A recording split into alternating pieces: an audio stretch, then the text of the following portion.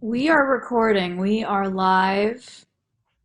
So this is interesting because we had said that we wanted to maybe start filming our podcasts, and Yeah, now here we are by accident. on the worst week that we could possibly record video of. Yeah. Here we are recording ourselves. So What? this is a good experiment to see. It's not going to be as good as if we were together. Right. And we're both in bed. To So honor the occasion, we are both in our beds. In I've different, had a day already. It's 2:34 and I have had to speak to so many people today about so many things to do with money and things, and you know how that makes me go mad. yeah. So I've gone mad, and I really had every intention of being in a great and professional environment to record this podcast. But here I am in my bed on my silky pillow. Well, girl, you look good. The sun is shining through your window. It is. It's a nice view I've got from my window here, I will say. Yeah, can you see the ocean? No, you're obsessed with me being able to see the ocean. I can see a really beautiful olive tree, some rose bushes, some lavender bushes. I can see the wisteria that's hanging over the gate, and then opposite there's a storybook looking house that looks like something from, I don't know. So romantic. Yeah, it's very romantic. It's a great view. This is where I watch the old man walk his dog every morning. Actually, he just walked by for the old afternoon walkies. Aw, you told us about him. Do you know his name? I feel like it's like Roger, Roy, something like that, but not really. And listen, how are you? Because I mean, we don't have to talk about it, but Well, I think we should probably address it because I am here holding a stuffed cat in my arms that everyone can see. well, So it's a stuffed animal cat. It's not an actual stuffed cat. it's a stuffed animal cat, yes, that I've had since I was 5. So we may as well address the stuffed cat in the room.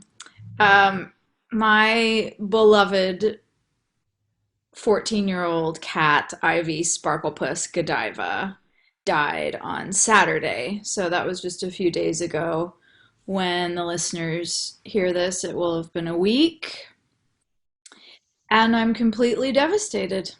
I took Yeah. a little break from crying like a baby on the floor since Saturday to come and talk to you, and I will return to doing that for the foreseeable. Maybe you won't. Maybe you'll feel a bit better after this. Maybe you won't return to the floor. About it is I don't want to feel better. I just Yeah. want to stay in my grief because I don't want any time to go by. I don't want anything to take me farther away from her. And you know that feeling. Hmm. Sometimes you don't want to feel better. You just want to stay there. Yeah, the passing of time is really, Your enemy. yeah, you just don't want to have it keep going further and further away. But the I have, place that you come to eventually is that, I mean, that I came to is that, I mean, it could be a year, it could be 5 seconds, it could be 100 years. It doesn't really matter ultimately. right. I know I'll come to that. I know I'll arrive at Yeah, this right now. I have so much fear and panic about forgetting my last moments with her that yeah, just obsessively replaying it. I mean, I've just been on, it's been torture because you don't want to think about it, but you don't not want to think about it. yeah. Just exhausting, as you know. I mean, it's interesting uh, that we've come so far in our journey through your grief, and now here we are at mine, in joining joining the conversation, and you asked me if I maybe wanted to take a minute and skip this week, and I just thought, no, it's not our style to shy Mm. away from these kind of conversations. So I thought it was. Something we should just press on with. If you've been able Yeah. to do it, then I can. Um, Yeah, but you're capable of more than you think when you're grieving. uh, You're capable of a lot, actually. wild, wild ride. It's a wild ride. And it was so profound, the experience of being with her while she died, whispering in her ear, looking in her eyes, Mm, feeling her go. And I thought I might want to share it, moment to moment, but I don't think I do yeah, because words can't do it justice. yeah, It was the most profound experience of my entire life, and I don't want anything to cheapen it. mm, yeah. So I think I'll just leave it and keep it private for myself. But it was the most beautiful thing. The love and the sweetness that filled me when she passed through me Mm, are is just the most precious thing I've ever felt in my life, and it changed wow, forever. It was truly incredible. We were so connected, and wow. oh, I can definitely see how people just want to die to go be with their loved one because Mm, you think of there's so much life left to live without this being, without, the person, without the being, without whether it's a pet or a person. There's so much life ahead without them that it's like yeah, don't want I don't want to be there. I want to be with them. And if they can't be here, then I'll go there. You yeah, described that so beautifully when, you shared that with us that you had felt that you are feel that from time to time about Ryan, and that's where I'm at right now. I really want to be where she is. And to me, the last place that I was with her was in that moment when she passed. And mm, I'm completely obsessed with it right now because that's the only place where I can get to her right now. So next week, I'm sure I'll be in a different place and yeah, it'll continue. yeah. I mean, because the truth is that that's not the only place you can get to her. It's just that's where you're focused on right now, and that will change when you're ready to move into that next. Yeah, yeah. So let me explain this cat. So this is a stuffed animal that I've had since I was born. This was my first toy ever, and I named it Alley Kitty when I could speak. And it's a Siamese stuffed animal, and Ivy was a Siamese cat. Yeah. And I think I subconsciously got a Siamese cat as an adult, Oh, this earliest memory. So it's just it's ragged, but it's this kitty and it's got these whiskers and these it eyes. really does look like Ivy. It looks exactly like her. And when I got home, I actually have pictures of them next to each other and they're exactly the same size. I'll post a picture of the two of them. Mm. The night that she died, I came home that night and I was in bed and I was just a wreck. And I remembered Allie Kitty was buried in a closet somewhere. So I went and I fished her out. And she's really been, oh my God, it's been so therapeutic for me to have this. Good. And I've been thinking a lot about elderly people in nursing homes. Mm. My grandmother was in a nursing home till she was 97, and her room was filled with stuffed animal cats. And I have such a newfound respect and just an understanding of why older people have these stuffed animals. And also there's companies that make these therapy stuffed animals Mm-hmm. look real. I mean, they blink, Yeah. move, they breathe. It's a really, really powerful thing, and it's helping me process immensely. I'm putting the cat in all the positions that Ivy used to lay. Ivy always laid on my head, so at night I have the cat up on my pillow. Um, And I've also been replaying her death holding this cat. It just keeps happening for me. I know you're cracking up at that, but No, I'm not. I'm trying not to. It's just, look, if you thought I was a crazy cat lady before this, now I am full blown because now it is a stuffed animal. I'm really trying not to laugh because it's not funny. But that is the one bit that I will say I am struggling with. Well, I don't need anybody to take me seriously, but it's been a very serious process for me. And every time I do that, as you've described, like you've had these grief spells where it's like, Hmm. An exorcism. and that's what's happening to me. I Yeah. get in and out of these replays of her death, and having this cat here to hold and go through it again every time I do that, it's Oh, just I see what you're saying. Okay, that makes so much more sense to me. I thought you were saying that you were like reenacting it, like like going like I'm going to sit down and reenact it now. because it was so traumatizing that I'm working it out. I get that. Okay, now I understand that. I thought that you were like sitting down.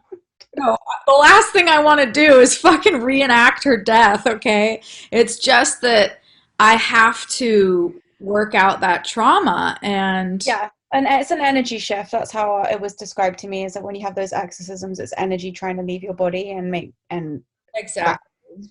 the kind of like the death grief moment energy is like fighting with the new energy, and it's like who's going to win, and obviously the new energy will win, but until that point that old energy will really hang on in there. Yeah, yeah, it's been such a very powerful process and a couple more things about it that are quite positive. Uh, are the night before she died, I knew that it was going to be the next day, and so Mm, we had her at home, Will and I, and she was in the bathroom just laying on the floor. She was just laying unresponsive basically for the last couple days. And we went in there and I laid next to her and we were reading. And we were reading and laughing and we were telling her where she was going to go. We were describing heaven to her. We were just filling her with as much yeah, joy, making it as joyful for ourselves and for her as possible. And it was really beautiful. Will really helped me just make it as positive as good. possible. And the same on the drive there. I was singing to her, and she always responds to that. So she was meowing, and Oh, really sweet. that's so sweet. Yeah, I was texting with you that day, and I did say to you, if you can, you know, muster the strength to not cry around her right now. I think it's Advice, Annabelle, that was so powerful that you said that. That changed my whole perspective, and I really was able to do that. Thank you so much. You just reminded me. I hadn't remembered who told me that because I haven't been yeah, because you've been in it. Yeah, yeah. distracted. But No, I think when a pet is dying, or anyone is dying, and you're with them in those moments, I think it's really, if you got to, well, for me my instinct is put them first, yeah, and then ultimately what happens is you end up gaining a huge amount from it by, who wants their last moments on earth and their last hours to be on earth pain and tears? Nobody. And so if you can just muster that strength to hold them and love them and read to them and sing to them and watch the favorite film that they like, or all whatever, like you singing to her and her responding, it's like that's what you want the final moments to be, not you crying because you're sad that they're going. Like give them the send off that you. that you would want. Yeah, exactly. And you really helped me in the final moment because I didn't cry until she was gone. Well I done. held her so tight and I just told her the things through her life that I've always told her. I have like the same little like Yeah, phrases that I've always used when she's yeah, scared or when she has to go to the doctor or something like that. And I just stayed so strong and really thought of what you had told me. It had helped so much. Also, good. the night before she died, I made this thing. I took watercolor and I painted my hand. Mm. put it on the paper. And then I took her paw and I painted it with pink watercolor, mine's purple, and then I put it in the space Yeah, on my hand. I saw that. And That's it's really beautiful. all just walking each other home. Oh, So I'm I've really happy. shrine next to my bed of this painting and Good. you know what? Then after she passed, I stayed with her body for like an hour and just held Mm-hmm. said goodbye and then we went and visited my mom and my mom lives close by to Ivy's doctor. And we were sitting out on the lawn at my mom's house and my mom looks over into the distance and she says, "Oh, there's a cat.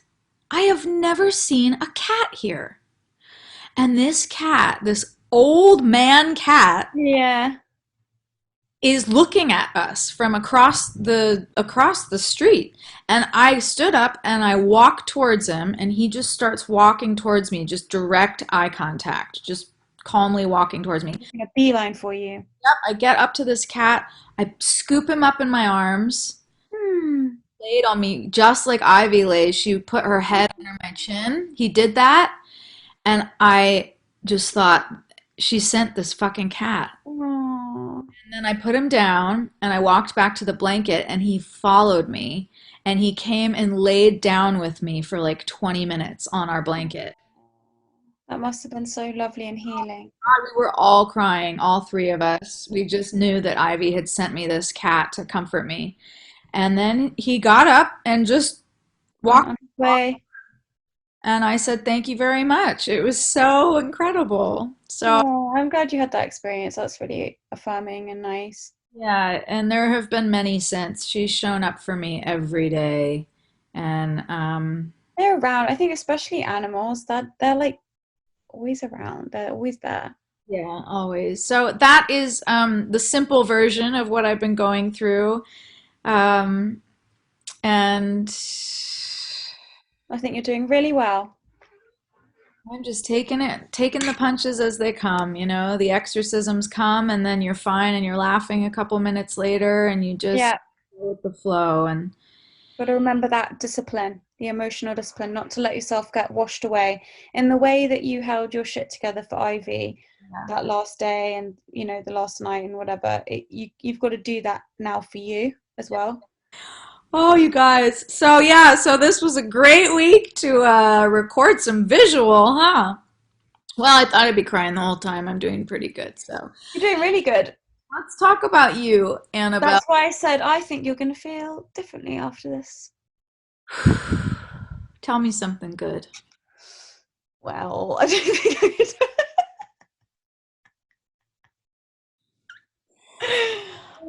Okay, so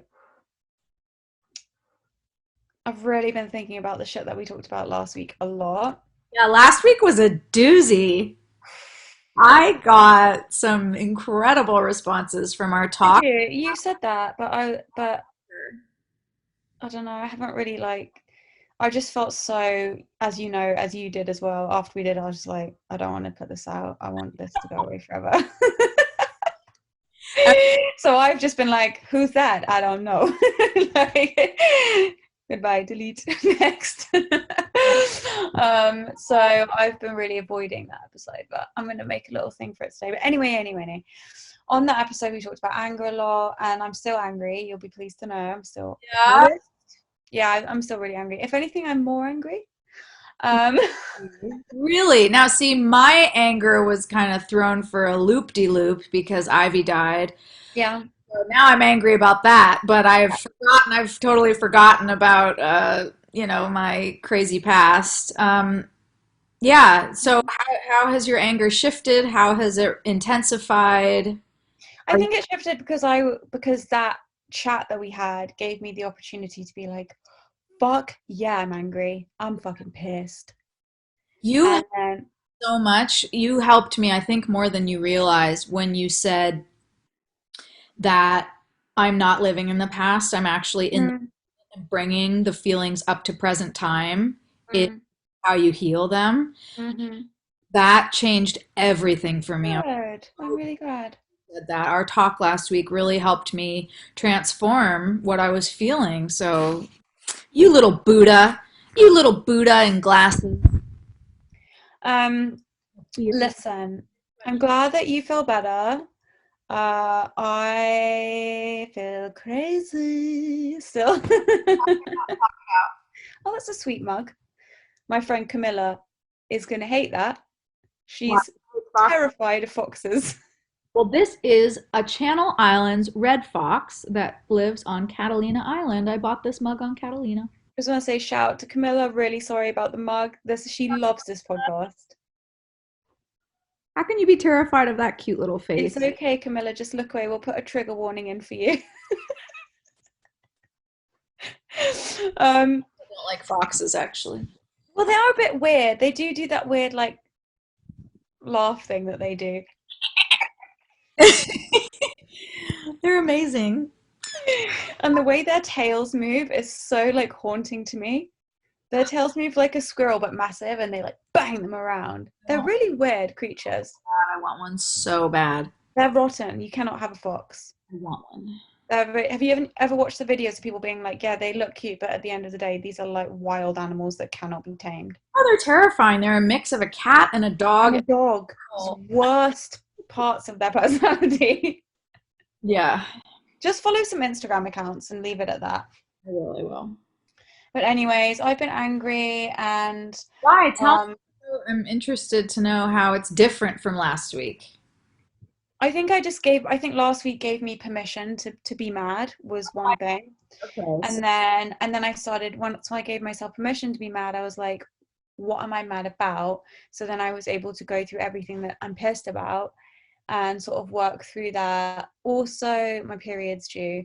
So there's that, which is just adding in an extra level of just like Always TMI, you guys, and now we just can't edit it out because it's video.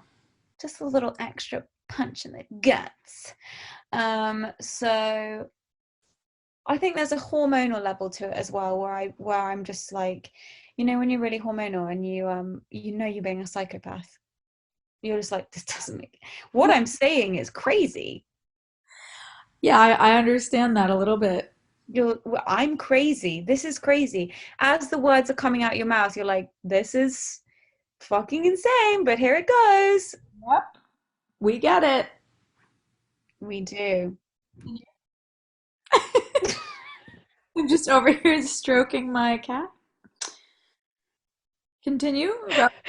um, so so there's that as well. But anyways, I've just been angry about a lot of things, and I think it's good. I think it's good. I think it's good to get pissed sometimes, as we said. I think it's good to let the anger out.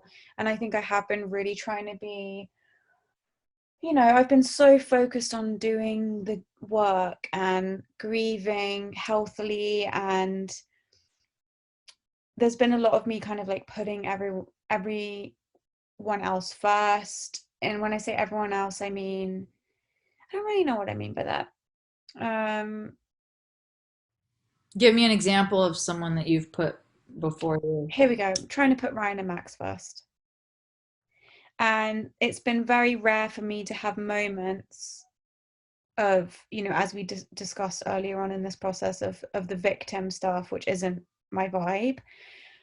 And I think I've been so wanting to turn away from that I haven't given myself the chance to be angry and then also with reason feel a bit sorry for myself sometimes. Like, and I think that I have the right to do that. I think I have the right to feel a bit sorry for myself sometimes and have a cry and a freak out. And for me it usually, when I'm like, wow, I'm really feeling sorry for myself, it'll be like I'll have a cry and a freak out, and then all of a sudden I'm shouting, I'm 32, I'm 32. I would be screaming and shouting like, I'm 32, I'm 32. And I'm 32, I'm too young for this. I'm 32, I shouldn't be a widow. I'm 32, I had so much ahead of me. It's like, it kind of means a lot of things, I think, when I say that. Um,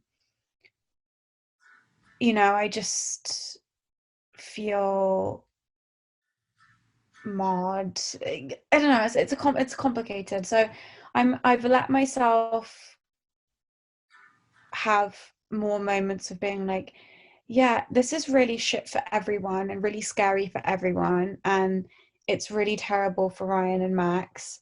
But you know who it's also really shit for is me. You know, it's just I Yeah. just haven't really been doing that.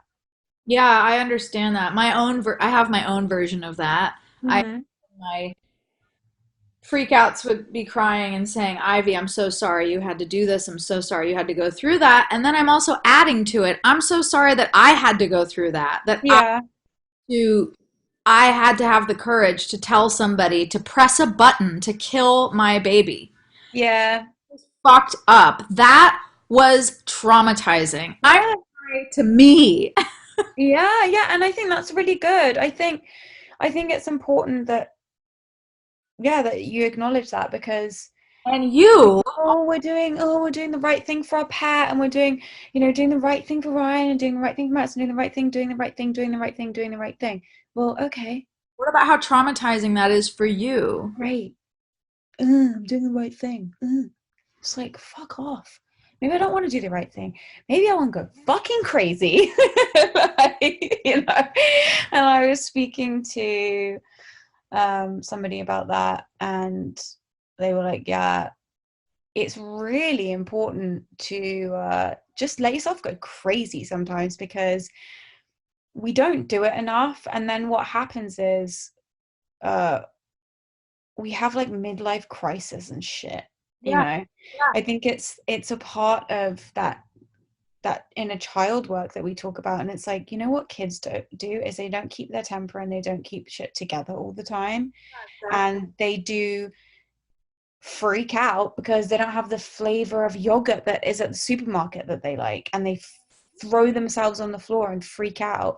And I'm not saying that that's a great way to behave. All I'm saying is that, maybe it might feel nice to be crazy and strip naked and run into the ocean, or skip down the street with your t-shirt off. I don't know. Yeah, It's always nudity with me. I just can't help it. But it, it's I it's that. I said it And last week. I said that I had lost my temper on somebody and hit them. And I said that I felt that that had happened. you didn't hit that. That sounds really. You kind of I pummeled their chest and pummeled them. That's not better. but I felt that that had happened because I hadn't lost my temper. Yeah, because you hadn't gone crazy. Yeah. And he kind of said to me, like, don't forget to go fucking crazy sometimes. And I've just been so like, trying to keep everything together and be a good example, and do everything right. Right. Really been like, I've got to do this right. Did it wrong last time, got to do it right this time. And I'm really glad I've done the things I've done, and I wouldn't do this any other way than what I've done. I've been locked in with this, like, it's you and me, bitch, like, we're fucking doing this and we're going to go through it, and Yeah. that's great. But i I can let go a little bit now. I don't need to. The initial stages are tempering themselves, and I can now just loosen my grip a little bit. And since I kind of in the last 24 hours have had that realization, that's okay. We're not, the race is over. The beginning of the race is over. The race isn't over, but the beginning of the race is over. I'm taking a little break, and Gonna fuck some shit up. gonna fuck some shit up, which I feel like I've done. I've been like getting very angry, which has been great. Had a bit of a meltdown this morning because over something. Actually, this reminds me of the yogurt thing about the child I was just saying. I couldn't find my car key, and I was going to meet this financial person. And you know how I am about financial things. It gives me so much stress, and it makes me feel like I've had 50 cups of coffee. There's something about it that just triggers me to beyond belief. Um, and of course, I've never lost my car key in my life. And this morning, just before I'm about to leave, I've lost my car key. So I'm like, now I'm late. Like I freaked out and started crying because I lost my car key and was 10 minutes late for everything. And it's just, instead of me just being like, you need to keep it together, Annabelle, this isn't something to cry over, I just got really mad and just screamed in the car once I got on my way and had to cry about it. And then I got there and had a really nice time with this man and felt so much better afterwards.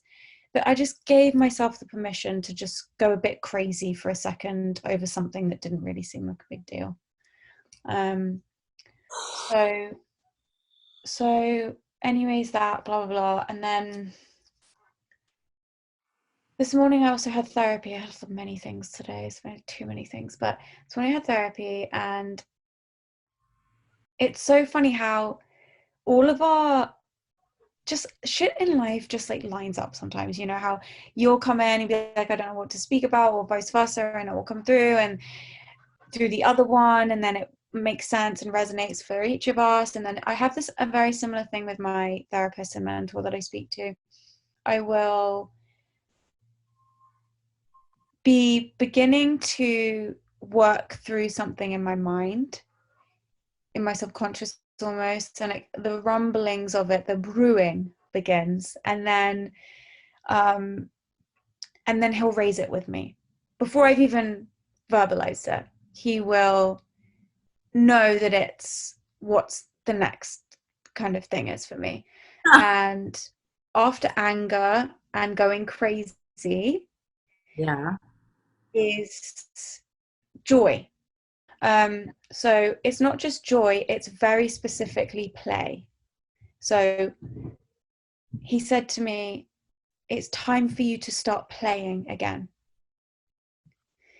And that was really hard for me to hear. It was a relief for me to hear because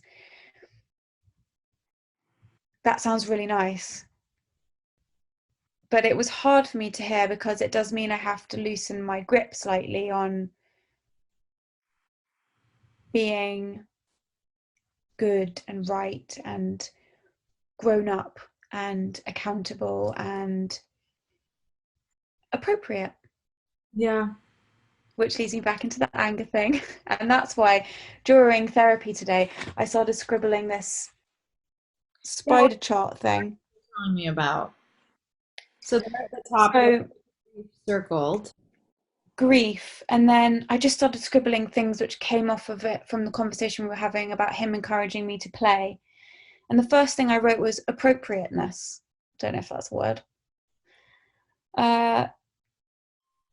Big thing on my mind, also interlinked with why I'm feeling angry and my resistance to let go and play, is, am I behaving appropriately? Is this the right, is it appropriate for me to have fun? Mm. Should I be playing? I don't know. Is that all right? You know, it's all of that. How's that going to make people feel if I'm playing? Yeah. You You know, and then the next thing is what that ties into is then, so we've got appropriateness, and then, okay, so self expression, pain, joy, what have we got there? Permission. So from self expression, the first thing I wrote was pain because I've been expressing my pain. And then it was joy and play. And then that went straight to permission. So I'm angry because I felt unable to express myself, who I am, at times because I've had to be appropriate Hmm. and not go crazy. And how universal is that? I mean, everyone feels it. Everyone can relate to that in some way or another. What is this permission that we need? So, yeah, play goes to permission, and then permission goes to why, who, and then from why, who, I don't have to understand everything all the time. Oh, I love that. Why, who, fuck it. I don't know. Yeah. I feel crazy today, or I made a crazy meme that said my husband is dead, that I shared with you. And I've been making memes. I don't know if I've said that already before, whatever, is that I in my private time, and I don't even share them all, but I've been making memes and they're like really extreme because I'm having obviously extreme thoughts. And some of them are pretty fucking crazy, but that's how I feel. Sorry. Sorry. That's how I feel. Fantastic, Annabelle, and You good. know, it's I'm gonna feel crazy sometimes. My husband and my best friend were killed in a car crash. Some days I'm gonna feel crazy, I'm gonna act crazy, I'm gonna look crazy, and it just needs to be okay. It just needs to be okay. I can't,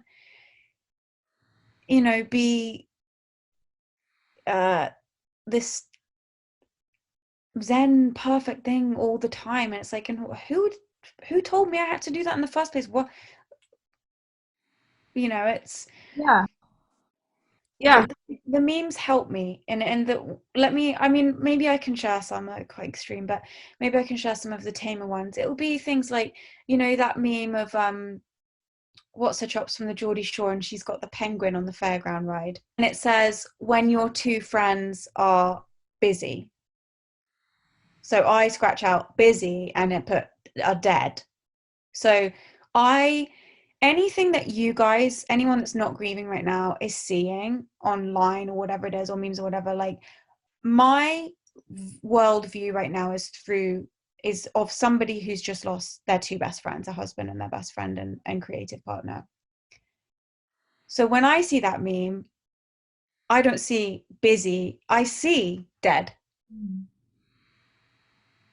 That's what it means to me. So I've been making the memes that I see in my mind when I look at the memes that you guys are looking at, as non uh as people who are not in my situation. Yeah. um and yeah, yeah, maybe it's a little crazy, but it feels good. It makes me feel, it gets it out. It like, it gets, how you're doing the thing with the toy cat where you start to have your exorcism and you're like, I need to hold the cat. It gets it out. It just gets it out of me. And sometimes I share them, sometimes I don't. And so the last meme I made was not one of which I'm going to be sharing, but my friends found it funny, and then there was one person who was so offended by it. Who and asked? Who asked him? and it really was such an interesting experience um to I don't know, to have that. It was really interesting to experience somebody Tell me the with, reaction. uh this is not okay. Are you kidding? No, like, if I'm putting something out in a public forum, even if it is a small public forum that's just my closest friends and family members, a group chat basically, you're opening yourself up. If you put yourself out there publicly, you are opening yourself up, and you have to accept that with that is going to come Opinions. opinions and feedback, and I really accept that and understand that. And you and me know that from growing up the way we did better than anyone. You give a little piece of yourself away like that, and you know you got to be open for whatever comes back in return. And Doing is you're pressing 1,000 personal buttons. Everybody's going to have a different set of buttons that gets pressed in yeah, them. And if you hit someone who is pressed by those specific buttons, you, in having released that information, you take responsibility for the reaction that you're going to get. yeah. So that was interesting. So that was a bit of a, I don't want to say wake up call, but anyways, I'm not going to even look into that too much. Whatever. Like, that's that person's opinion. Yeah, I don't fucking care. Of course. I like my meme. It was funny. It made me laugh a lot. And it made my friends laugh. So if you don't like it, As my dad said, you can go and take a long walk off of a short pier. I have crazy thoughts sometimes of just, I'll be at the grocery store and I'll just imagine myself grabbing everything off the shelf and just going, like, I don't do it, Things. but I would like to. And you start to do all these things No, I'm not going to start smashing the merchandise at the grocery store, but as you go through the grocery store, swiping cans off of the shelves. how did you know it was cans? I have a specific can in mind. And I saw this rosé and it was called She Can. It made me so angry. It made me it made me feel smashy. You can't. Yeah, she can't. So once I had moved past that, It made you feel smashy. yeah, that's my word for when I feel like that is smashy. I like that. You know, I thought of you the other night, speaking of alcohol. Uh, the night after Ivy died, I got a big ass bottle of really expensive wine and I brought it home and I said, and I was like in a real smashy mood. And I said to Will, I don't know how the fuck Annabelle can stop drinking at a time like this. I'm gonna drink this whole bottle. It was like unbelievable to me that you have cut out your drinking during your grieving. Yeah. Well done, but I have no intention of going back. No, I think, and it's not for everyone. And listen, it's really interesting that you said that because um I'm a big talker. It took me 4 nights to finish that bottle, but still. no, I mean even if it hadn't, like, whatever the fuck, if you drink a bottle of wine every night for the next 3 months to deal with being sad about Ivy, whatever. As long as you don't do that a year from now, that's fine. Yeah, exactly. Um but that was kind of how I felt in response to that comment, was like, most people can't even get through a Tuesday without alcohol, and I've done this whole thing sober, so I'm gonna make crazy memes to get my emotions out, okay? Good for you. Good for you. Um, but the drinking thing is interesting because we talked about that today as well, and part of my kind of fear of letting go of the focus that I had in those initial stages of grief is me starting to think about, am I gonna drink again? And um now I have this kind of complex about drinking again. I A little bit of fear has kind of crept in about it, and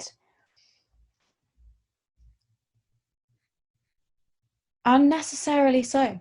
I've never had a drinking problem, No. and I don't drink that much anyway. When I do drink, the me having 3 drinks is I'm in bed the whole day the next day. I'm a total lightweight, so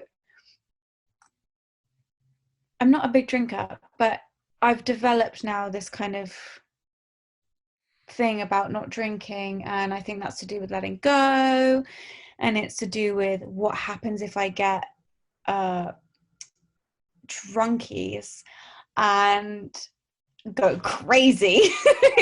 That's Don't really know what's going to come up if you get drunk. You know, there could be a lot of things hiding down there that will come up and you will be helpless in a way. And so I'm confident that there isn't, because I've really faced it. been facing things, but I guess there's just that fear of, like, The unknown in there. Yeah, that makes total becoming unconscious, and I don't mean unconscious like um passed out. right. I mean unconscious in the way that online shopping makes you unconscious, or visiting a Costco makes you unconscious. Checking out. I think I've kept myself very lucid this whole time, and the idea of losing that frightens me. And I think that's why I'm feeling resistant to play. I think it's why I'm feeling resistant to alcohol. I think it's why I'm feeling resistant to a lot of things, is because I'm so concerned that if I lose that lucidity, then I'm going to go to some bad place. But I just have to trust I have to trust myself that I've done the necessary work Mm. and really dug down deep. And also, if I haven't and I go mental and start crying and screaming and wailing or stripping at the bar, whatever, like, then That's part of it. it's part of it, and I can feel the resistance in me about letting go of control. Everything's been so controlled and it's had to be for my survival, but now it doesn't have to be anymore, but I'm finding it hard to let go of control.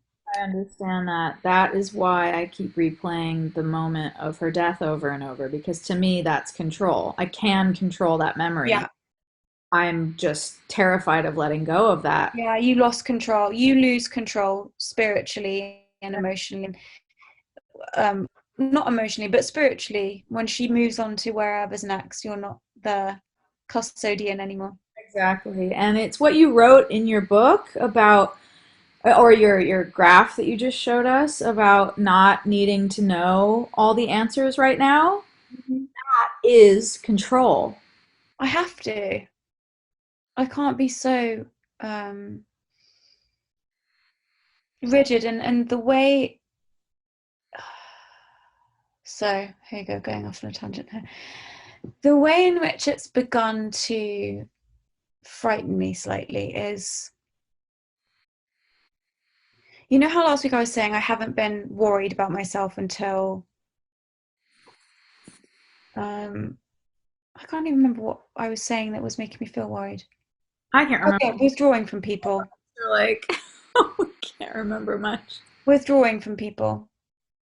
And I remember I spoke to my therapist and I was like, should I be worried? And uh, I've begun to have these little sort of glimmers of feeling worried about myself, about things. And one of the things that I've been feeling worried about, as well as letting go of control slightly, is how we were talking about me feeling so disconnected from things and frightened to go home. Yeah. And that was really heavy for me to say out loud and then sit with for the last week. And it was heavy for me to allow people in my life to hear that. Um, it's hard to say you're scared out loud, and things like that. Well, I've been thinking about it so much, thinking, is there something terribly wrong with me that I feel so outside of everything? And then yesterday I was driving along and I thought, I wonder if I have experienced a type of ego death. Have you heard of ego death? Yes, I have. I know a lot about it. Yeah. And I It's many of them. and I think actually with your religious work that you've done and studies and things, I think probably there's been a degree of that. And also I think with acting as well, I don't know how you were trained acting, but they really, depending on the technique that you're learning, can really fuck a person up with all that stripping away of you that they do in your acting training. My ex-boyfriend had a really troubling experience with it, and I thought, this doesn't seem right what they're doing to these kids. Yeah, um you got to be careful. Look, like James Cagney said in the 1930s, just memorize your lines and don't bump into the furniture. yeah. That's, I mean, come on, we're actors. Memorize your goddamn lines and don't Yeah, bump into the fucking furniture. yeah, it doesn't have to be some like It doesn't have to be this ego death any more than it has to be, because every audition is a fucking ego death. So we don't need to strip ourselves naked and raw and bleeding on the floor to be an actor. so But scary. you got to be careful with all that. But So I basically, experiencing an ego death. I think that that is what I'm experiencing. And I sort of read a bit about it. I mean, I know about it anyway because I've read about it a lot in the past, but I just suppose I'd never really thought about it in relation to what I'm experiencing. But I would say that I'm absolutely. experiencing a type of ego death, and not in the sort of Jungian context of ego death, more in the kind of like probably new agey spiritual type of ego death. And that really, really linked something for me, which was that feeling I had of dying that night, that I was dead and gone, and that this new person was coming and was here. I think that that's all intertwined, and it did strip me of my ego. This entire experience has completely stripped me of my ego, um, and my attachment to things that were attached to my ego in my former life. Yes. And when I realized that, or put those pieces together, or made that, when I don't want to say assumption, it's not assumption, and I don't want to overanalyze myself. I'm constantly fucking analyzing myself at the moment, but it was a bit of a relief to kind of put those pieces together, because I was like, oh, it's not so crazy after all. It's a thing that many people experience for many different reasons. And yeah, sure, for most people, it's because of, going to South America and doing ayahuasca or LSD in the 60s. But this is another way that you can experience ego death, is through a traumatizing experience and a intense grief, and or loss. When that skin was ripped away, all of that shit went with it. Yeah. And In one swoop, just like yeah, swoop, ripped off raw. Yeah, grocery store shelf, all the yeah, all the she can just all over the floor. she can cans. She can. Yeah, Yep. so They took it all away in one swoop. yeah, and I think that was almost a relief to me, to be like, oh, this makes sense to me, and this is something I can see myself in and understand, because I was beginning to feel worried, like I am detached and floating here. This is not good. Um, and now I feel like I can understand it a bit better and sort of handle it a bit better, and know that I don't know. And yeah, this is going to be a bit wacky and crazy, and I don't know the who, what, and why, and I don't have to, but at least I'm not the only one, and I'm not going completely mad for no reason. Um, anyway, this is all such tandem. All these things are just, these are the tendrils I was talking about last week. And that's what this is me trying to, understand all of that. And I watched The Notebook with my friend last week. What got me really worried is I watched The Notebook, right? And my friend, he hadn't seen it, and I was like, this film makes men cry, so be ready to cry. And he's like, I'm not going to cry, this is stupid. And I'm like, no, this film is known for making men cry. I watched The Notebook and I felt nothing. Whoa. And I was like, I'm fucked. Did the man cry? He cried, yeah. He, he cried, and then he looked at me and he was like, started laughing. And I was like, that's not even your last cry of the film. Sorry, Yeah. there's going to be more. But I watched The Notebook and I felt nothing. And I was like, this is bad. It's just a stupid film. It was like I was treating it like, that things are really serious now, because I don't even feel anything when I look at The Notebook. So this is really bad. I need to call my therapist in the morning, That's because too bad. I mean, I would try Titanic as a last resort, yeah, and I was thinking I might try Titanic. That it's seems, because they're young when the death happens, so maybe that will just, get that. It wasn't about the death, it was about the love and the life. And I sort of watched it and thought, I really enjoyed watching the love, and I loved watching. I think they did such a good performance in that film, and they're so believable, and their chemistry and passion and all of that was so, you can really feel it. Um, My friend such. Jamie's in that film too. She plays the girl that he dates. Oh, Martha really? plays Martha. She did such a beautiful job. So actually, Martha, she did a really good job. Yeah. You know those scenes where he was with Martha? Mhm. I was like, that's me. That's the thing now in the Notebook that I can relate to. Mhm. Is that man laying in bed going, I want to feel this and I want to give you X, Y, and Z.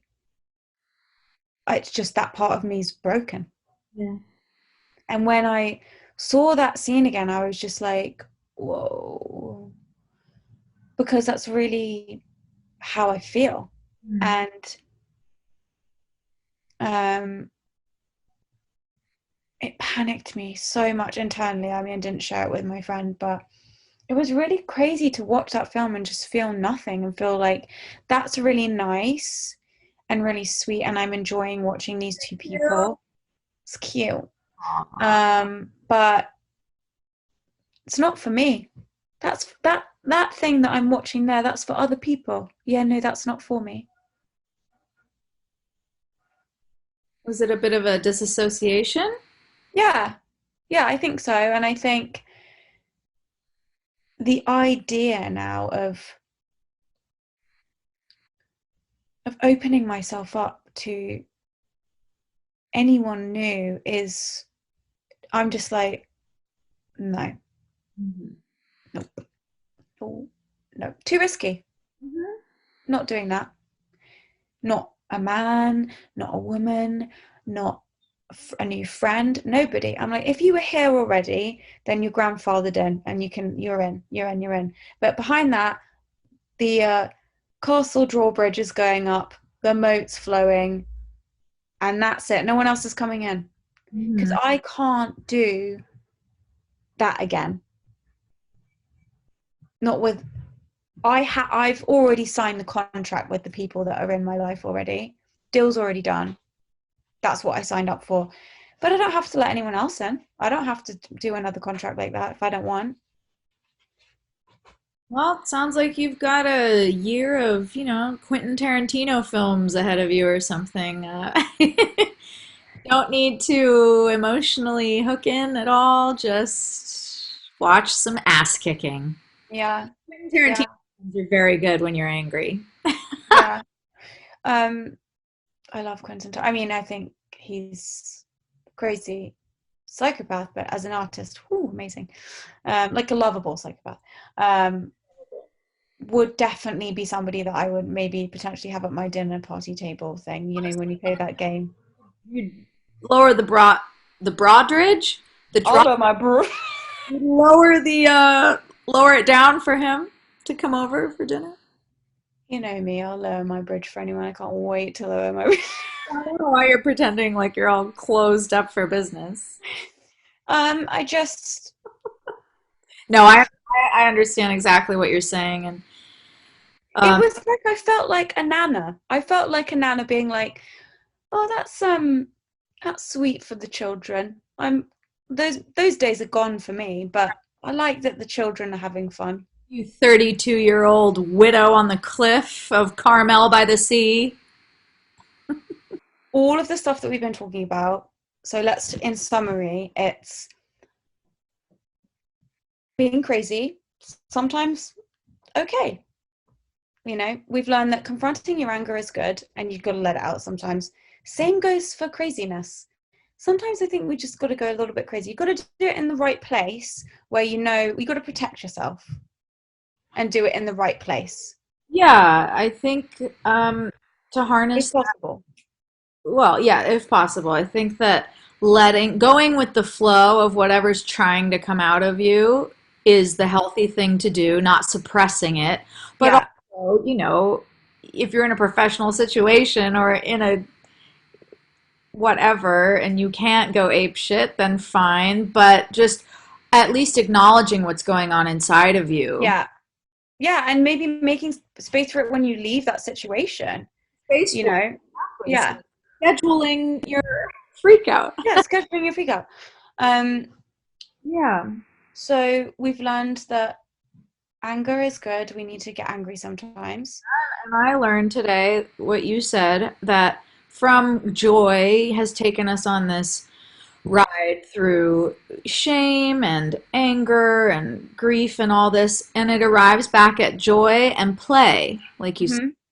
Mm-hmm. Mm-hmm. Giving yourself permission to play, giving yourself permission, period. Yeah. Nobody else needs to give you permission but you. Yeah. I feel like, sorry, I just want not to apologize to myself, but I just want to say that I'm in such a transitional state right now that my thoughts aren't fully formed on all of this because I'm still figuring it out myself. So if this is sounding a bit all over the place to people, I do apologize for that, and I hope that I will have this stuff slightly more kind of dialed in the coming weeks because I need to for my own self, but also because I would love to discuss it with you further, Lucy. But it's anger, crazy, joy, play, and Good.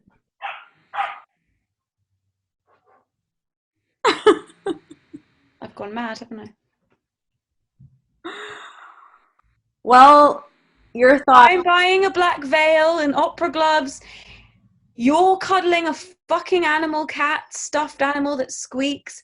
We've lost our bloody minds. It is what it is, guys.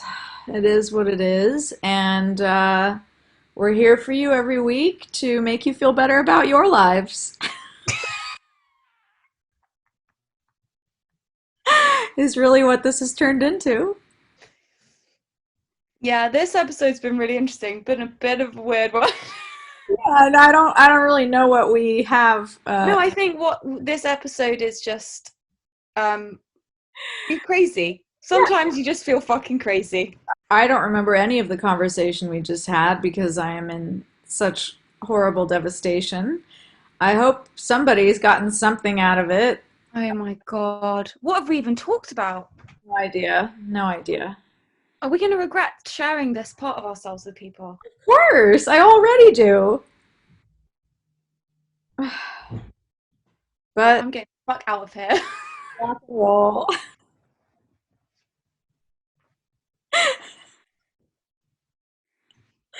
Love you. Have you?